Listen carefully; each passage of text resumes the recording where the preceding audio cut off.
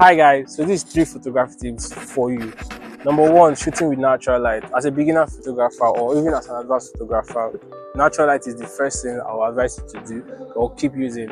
Using natural light maybe for a golden hour, maybe 1 hour before sunset or an hour after sunset. So that's like number one. Mix just gives your, if you don't have like light, artificial light, I advise you to use your natural light. Number two, composition. Knowing how to use a proper composition, rule of thought, putting your subject in like a negative space at the center, just like this one, it gives your character or your subject a very good feel and a good direction, or it directs your audience to your subject properly. Three is angle, putting your subject in the best angle. It can be low angle, higher angle, anyhow. It just gives your subject that character it needs. It could be a dominant character, it can be a subdued character, anyone you want it to be.